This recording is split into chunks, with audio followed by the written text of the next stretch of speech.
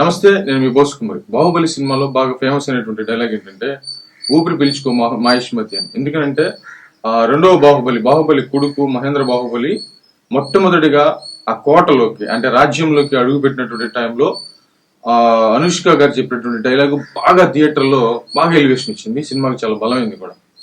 ఇప్పుడు కూటమి ప్రమాదంలో పట్టడానికి అలాంటి డైలాగ్ కూడా చెప్పబోతున్నాను నేను. కూటమి ఊపిరి పీల్చుకో చాలా ప్రమాదం పొంచి ఉంది అని చెప్పగలుగుతున్నాం. అది ఏంటంటే బెల్ట్ షాపులు.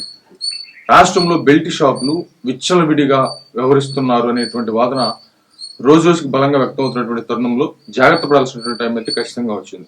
ఎందుకు అనంటే మామూలుగా చిన్న చితక కార్యకర్త నుంచి అంటే తెలుగుదేశం కావచ్చు, మిగతా అంటే నాకు తెలిసి ఎక్కువగా ఆ పార్టీకి సంబంధించినటువంటి వ్యక్తులే అని చెప్తున్నారు. మరి ఒకసారి చెక్ చేసుకోండి కూడా.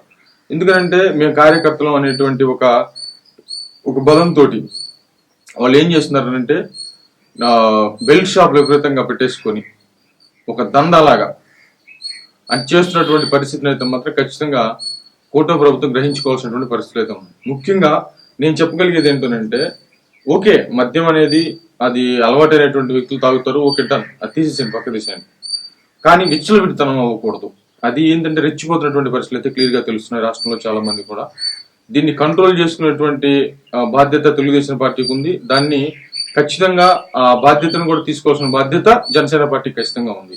ఎందుకనంటే రేపు పొద్దున కూటమికి చెడ్డ పేరు వచ్చింది అంటే ఆ కూటమి సభ్యులు అని చెప్తున్నారు. మళ్ళీ వాస్తవంగా అయితే తెలుగుదేశం పార్టీకి సంబంధించిన వ్యక్తులు వీళ్ళు వెళ్ళిపోయి మామూలుగా ఎవడేం చేస్తాడు, ఎవడేం బీక్తాడు మమ్మల్ని అనేటువంటి విధంగా లెక్కలేనితనంగా బెల్ట్ షాపులు చాలా మంది నిర్వహిస్తూ విచ్చలవిడితనంగా ముందుకెళ్తున్నటువంటి పరిస్థితిని మాత్రం ప్రజలు గమనిస్తున్నారు అనే విధంగా చాలా మంది ప్రస్తావిస్తున్నారు. ఈ విషయాన్ని గుర్తుపెట్టుకోండి. ఇది కానీ ఎట్టి పరిస్థితుల్లో కూడా కూటమికి ప్రమాదం అయ్యేటువంటి పరిస్థితులు ఉన్నాయి. బెల్ట్ షాపుల్ని ఏదైనా కొద్ది గొప్ప ఏదో నడుస్తుంది కానీ విచ్చలవిడితనం అయిపోతుంది. అది క్లారిటీ గుర్తుపెట్టుకోవాల్సిన అవసరం అయితే కంప్లీట్ గా ఉంది అనేది నా అభిప్రాయం. మరి ఏం చేస్తారో చూద్దాం.